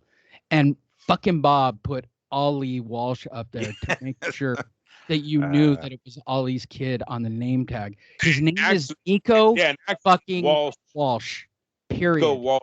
Ali. Nobody except Lee Honish goes by his middle name. Yeah, by the way, I go by my middle name. So if they put up Lee Honish, right, and I'm fighting after my famous grandfather, right, who was also named Lee Honish, then I kind of get it. It would be weird if I wanted to. We've said it last night. They went full Creed last night. They went full baby Creed. This was straight up Baby Creed, what's up? So let's talk about Ali. And I thought he actually, by the way, what did you think of the fight, Bradley? I can't complain. He came out there to bang. I like what I saw. Yeah, I like what I saw. That was it. Yeah, I got it nailed, right?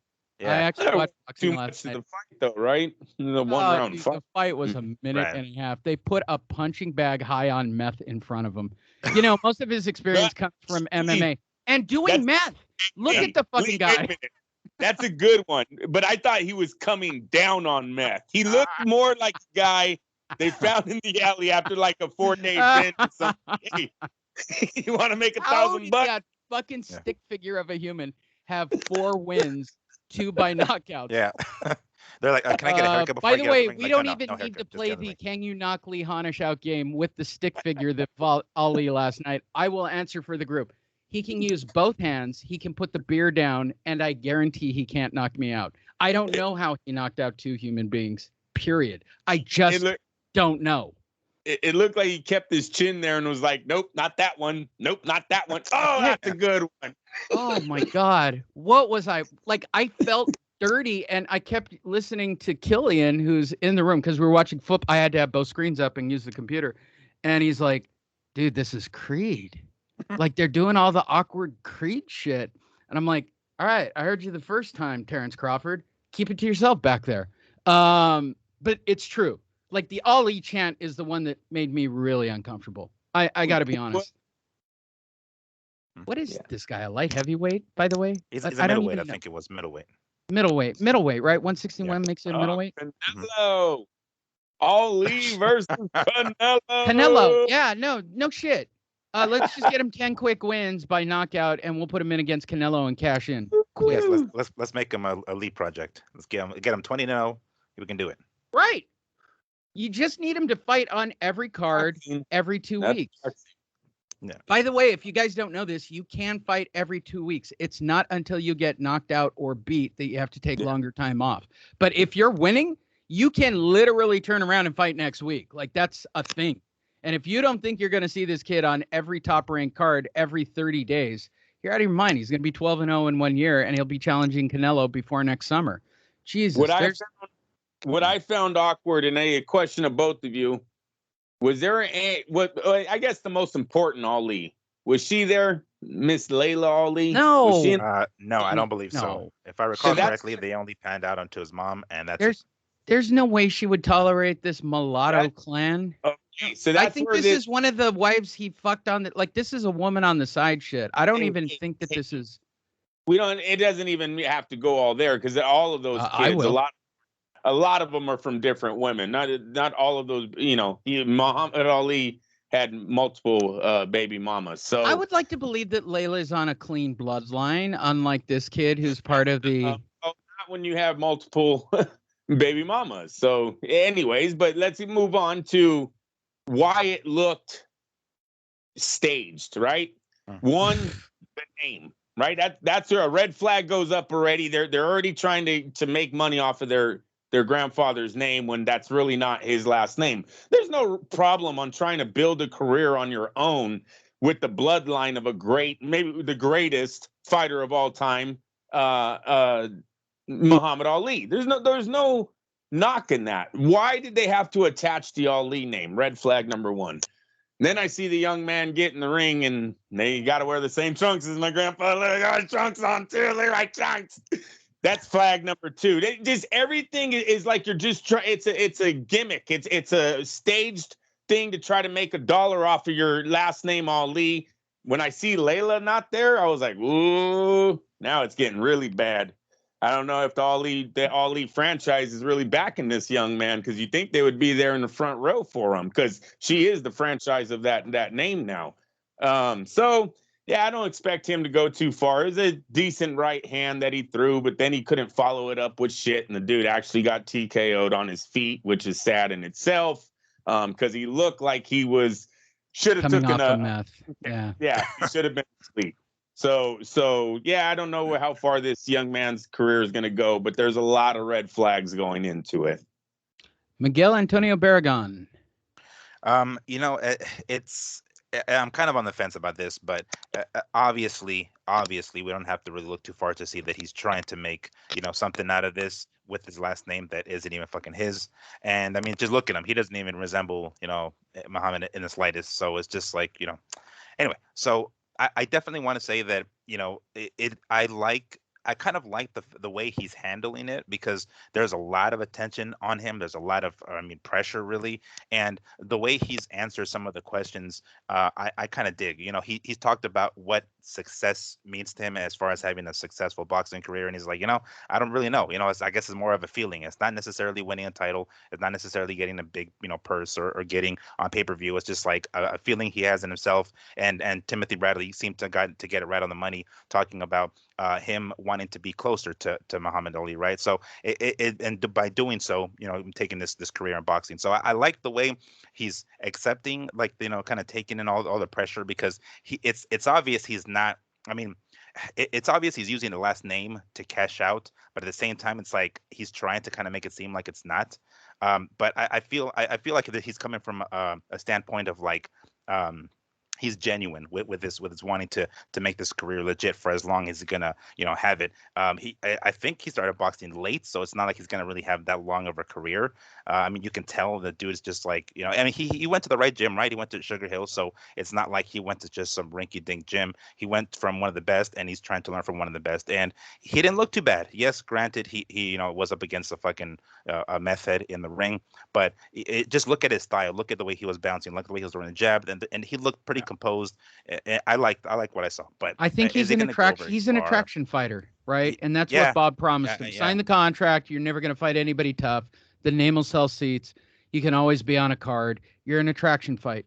Kid, you started too late. You're not elite. I just looked him up, Lee.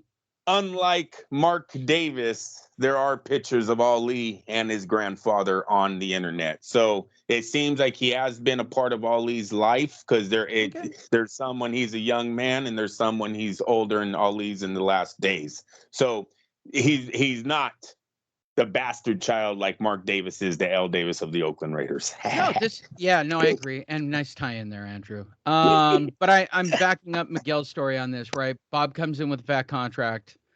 Don't worry about it. Yeah. You're an attraction. We're playing this angle. Breathe.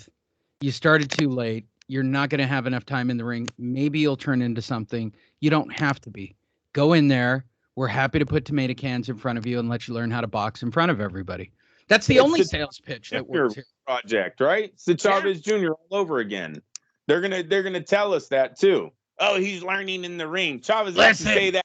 He's got to grow up in the ring, Andrew. Chavez got to say that so many damn times. He was cashing $1 million checks. I'm like, oh, whatever. We bought in. Kid's making money while he's fighting nobody.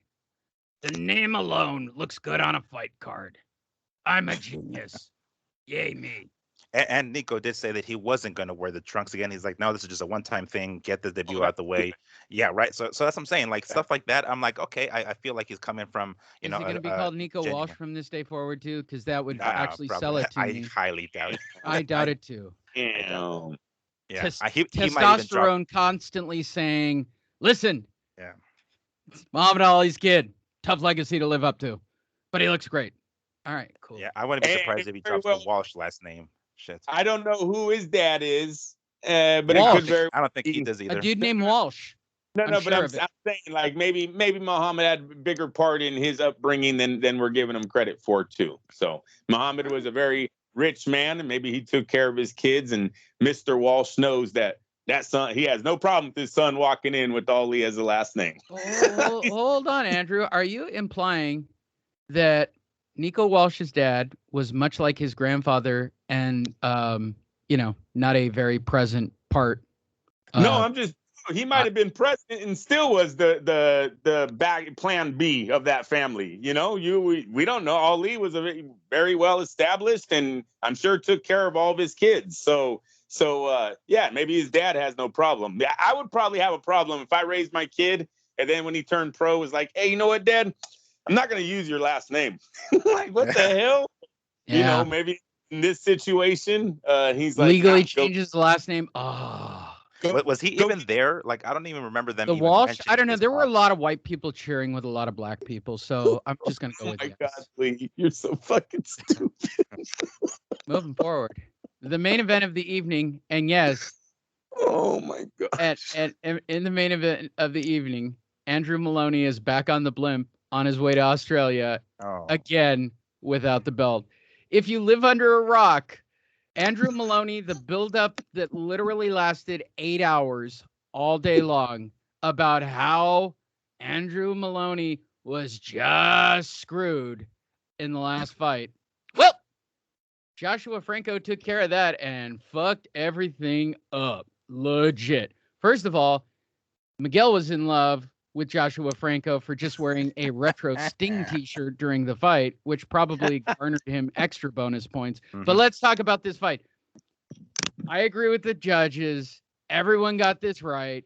Andrew Maloney looked like he got hit by a 2x4 somewhere in the middle of that fight and realized, oh shit, I'm going to lose. And he never seemed to recover around round 6 or 7 when he knew he was in a hole and was just sort of there for the rest of the fight. That's my take. And after the fight, as they're making the announcement, I got the feeling like Andrew Maloney was like, I got to get on the blimp without the belt again. I start with you this time, Miguel. Your take on your boy and what he did to the Australian who's on a blimp without his belt. Well, no controversy this time. Franco won. I agreed with the scores. I think this is the first time I've ever come across 3 judges with the exact same score.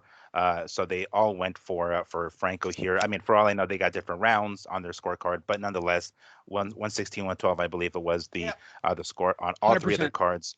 So there was no controversy. It didn't seem like Maloney was on. It seemed like he just couldn't get off, man. It just seemed like he wasn't able to do the same thing, like to get that jab going the way he was doing in that second fight. Although we only had a couple of rounds in that second fight, but it just seemed like Franco came in determined. He was in better shape than he was before. There was a point in the middle of the fight where I kind of felt like the fight was starting to kind of the tide was beginning to turn, I guess, in Maloney's favor. But with like a couple of quick uppercuts, that changed real quick. It was pretty obvious that Franco was ahead on the scorecards towards the middle of the fight. But I did kind of sense like that this could be, if the tide was going to change, it was going to happen in those middle rounds.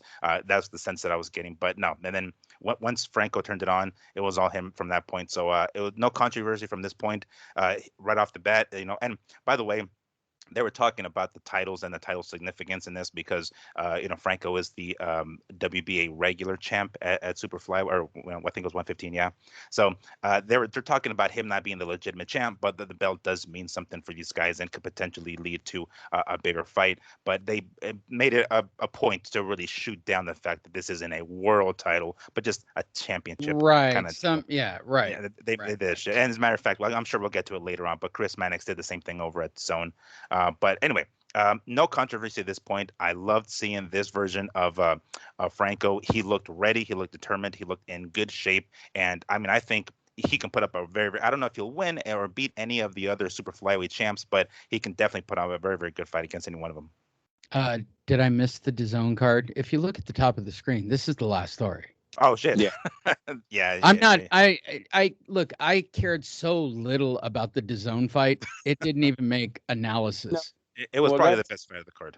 I mean, exactly. All right. We'll get to it. I'll pull it up. We'll make it the last story. Andrew, your take on Franco? Broken record. He outworked him.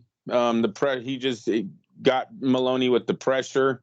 So it was a very not a easy fight to score. Just every round looked the same. And I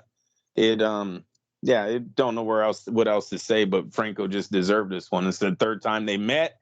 He knows the style, even though the second fight didn't go that long. He's prepared for this guy 3 times in a row, and it really showed in the ring. So it's about time we can move on from the Franco Maloney story. There you go. And moving on to our final fight, thanks to Miguel, we're going to talk about Virgil Ortiz, ?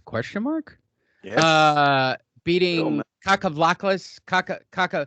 This was a last-minute replacement, Miguel. Like, What? Help me. Wasn't Kakavlakis like a last-minute replacement to this fight or something? No, I think he was a Mean Machine. I think I don't remember it being a. All right, so you watch Cockblocker and Yes. Ortiz and want to talk about this. So let's Yeah. talk about Virgil Ortiz and Cockblocker.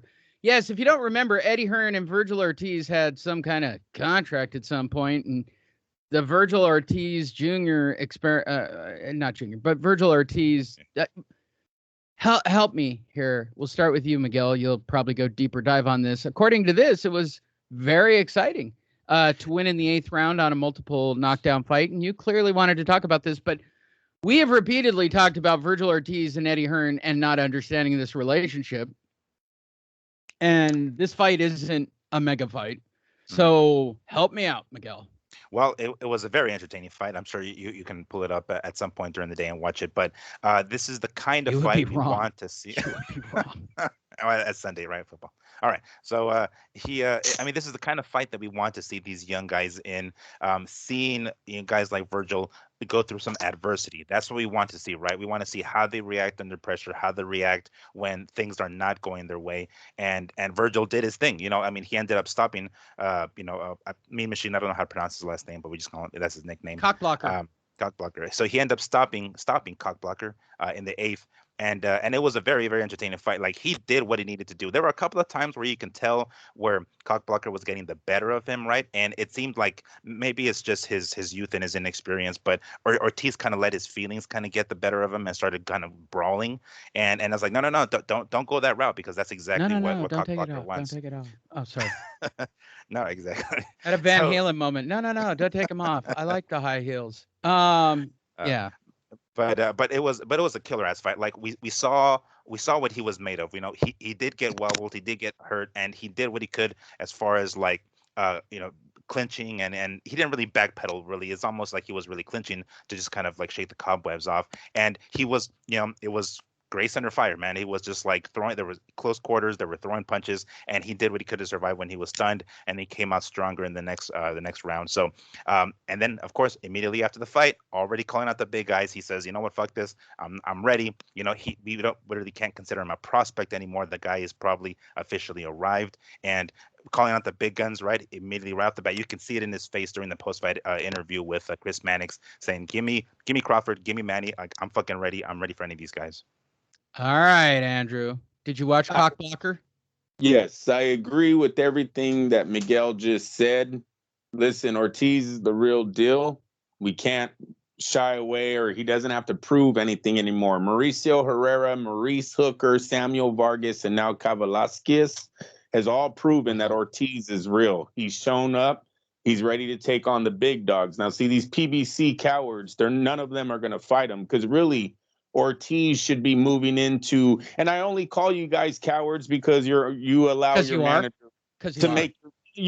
manager to make you look that way. That's where I'm going with this from here on out. That's because you are. So Andrew. really, he should be fighting the Sean Porters, the Danny Garcias, possibly even a Keith Thurmans of the world, of the welterweight division. But they won't sign with him because he fights. Now, am I mistaken? He's still with Golden Boy, correct? Yeah. It's the Golden Boy last night. Yeah. So he's with Golden Boy, and they will continue to shy away from all fighters, not from their platform, their owner's platform, and that'll be that. So Ortiz is ready. Everything that he did last night looked great. The power jab that knocked him down, the fucking body attack of this kid, how calm he is in the ring, his approach to his knockouts. He's 18-0-18. All of those names, the 4 names that have made this kid a real contender, he knocked them all out, you guys. Now, Miguel, correct me if I'm wrong. Velasquez dropped Terrence Crawford that wasn't counted, correct? Right. Yeah, I don't know if they did the instant replay at that point, but yeah, he did drop him, and if I'm not mistaken, they didn't count it as an actual knockdown. Yeah, so there got to be some kind of power there, right? The guy's he put down, or at least got uncomfortable, Terrence Crawford uncomfortable in the round, and then he hurt Ortiz. So his power is real. He has to be real. There's something there. So I'm not knocking Ortiz for the second round, the little wobble that he had. But overall, if they move on to a Terence Crawford fight, because seriously, I don't see them going anywhere else. He throws Pacquiao's name out there, but I don't know if Pacquiao will fight anywhere else but the PBC right now, or what his contract will allow him to do. I don't know if it's a one-fight deal that he has with L or a multi-fight deal where Al Heyman's not going to feed him to Oscar De La Hoya and Virgil Ortiz. Would like to see Ortiz get his shot, man. This is 4 contenders. He knocks them all out. He looks real. Terence Crawford is dying for a welterweight contender. There might be room for a fight here. Yes, it won't make the money that all the other big fights make, but this is a fight for the fans. This is old school. This is what happens when 2 guys, 2 champions unified to not make the biggest purse, but the winner does move on to be a bigger name in the sport. It used to be that way. Today, everyone wants 10 million their first championship fight. It's for the greater good of the sport to see a unification. It's like when they just so for a cute. moment, just for a moment. You guys are so cute. You know, just like when Eddie Hearn would do the promotion for Oscar on DAZN, and we're all friends with Virgil. Remember those days? And fighters used to fight fighters, and God, it's a simpler time. I don't know. 2 years ago when this DAZN Oscar Eddie fucking fiasco started, Virgil's one of many names. Well, I mean, Oscar had fighters back then, but he doesn't now. But you guys live in a fantasy land. You fucking unification bouts. You guys are out of your fucking mind. Well, a possibility. Terence Crawford's a possibility because they're hurt. Top Rank's hurting for an opponent for him. So if this is real, you know, that there's an avenue for Golden Boy and Top Rank to work together. Yeah, I believe that. The PBC, I've never had faith in. I've lost the faith in those guys a long time ago. Andrew, we all know what's going to happen with T. Crawford. He's going to the PBC. He's going to play the game with everybody else. It's going to happen. Guys, just a quick thing. Funny this should happen. Literally about a week ago, I had a dream. That fucking that Bob that Arum was not Crawford racist? that Crawford signed with PBC, yo. I had a dream. I must have Jeez. fallen asleep watching that shit, but I was like, it was a big deal. They had a press conference, and in the dream, he had those old school dreads. Remember when he had the dreads back in the day? He had those back again. That's how crazy the dream was. I had a vision. I It had was a so vision. clear to me. Listen, Fight Net Radio, I had a vision. I saw it clear as day. He was standing there, Crawford, and Al Heyman appeared magically for the first time ever. In fact, I hadn't seen Al Heyman until Lee put it up as part of the JPEG for the last show. Shit, I didn't even know what Al Heyman looked like, but there he was. You're so funny, Miguel. I like you. I'm looking forward to seeing Miguel and hanging out with him. It's been a while. Been a hot second for me to be somewhat clear-headed and in Vegas simultaneously. And for you white people keeping score, yes, no white bashing, really. I mean, you might think that happened here today, but you guys really don't know me if you thought I white bashed today. So that means things are still successful and good. And white people, you're off the hook for another week. Congratulations. Still on a consecutive win streak for my relationship life. All right. Andrew, do you have anything you'd like to add for this week before we do the Wednesday show? And I'm sure we'll have news and some horse shit from Vegas and blah, blah, blah. Yeah, tune in. We should have a betting show for the fight. Hopefully there's betting. Hopefully there's a fight on the undercard where we can make some money. I'll go look at everything on. I'll have something on Wednesday to get people hyped. And then we have weigh-ins where we make our final prediction, blah, blah, blah. We'll do all that stuff. I'm also looking forward to the response of Team Spence to Bernard Hopkins on, why don't you guys show a little proof that he had an eye injury? Ooh. That would be not just a photo of a patch over the right eye when you're reported. Or the left eye, you know, with Manny Pacquiao. Yeah. Oh, yeah, my right shoulder hurts. It was your left. Oh, yeah, my left shoulder hurt. Could you imagine? Man, I was trying to think. I was like, did he do a selfie and maybe it flipped? Could that have happened, you guys? No, that's I actually, the minute you said it, I had to line up the photos. I think you can lay them over the top of each other. And no, in fact, everybody's been running with that fucking photo Yeah. and putting No, them side by you side. do. I just tested it right now. You do a selfie like with the what is it, front facing camera, and it'll Yeah. flip it on its own. No. So No. no, it's on the left. I mean, No, it's still on the left. you have to purposely like manually switch it yourself. Yeah. No. Wow. No. Mm. No. Miguel, what have you got about this week? The news. Any button you want to button? Well, yeah. I want some answers. I want somebody to call out fucking Spence on that. It's like, wait a second, we said it was this eye. What the hell's going on? And it was blatant. I mean, you guys saw the tweet. Either there's some misinformation, somebody lied to somebody, or somebody heard something correctly. We're playing a game of telephone at this point. But I want somebody to kind of call them out of that. Like, we need some answers. Okay. And Miguel, it never got corrected. Right? No one ever came back and go, oh yeah, how we wrote fucking left eye. Well, our bad. It was that's what I found weird about this is like we don't have any media that had a number to just call Spence, his trainer, PR guy, and go, hey, and I'm talking whole boxing media. I'm talking Dan Rayfield. When he's seen the photo, he didn't pick up a phone and go, hey, what the fuck happened? Why is my tweet not? Andrew, Dan's too fat to pick up the phone. How will you stop, Lee? How would he push the buttons with his fat fingers? Oh my can't wait to gosh. see You Dan guys this know week. it. Hey. Oh my God. So there it is. Can we get a Dan Rayfield interview this week, Miguel? Like, can we get that done once and for all? He blew me off once before. I was like, dude, do you want an interview, please? Like, no, I'm done. Like, all right. I'm gonna get it this week. It's my goal or Max's goal to get an interview. If I get the interview, trust me when I say this, Max, you're doing the interview. Can I ask a dumb question? Yeah. Go ahead. Is Kevin Iole still around? Yeah, he is. Very much so.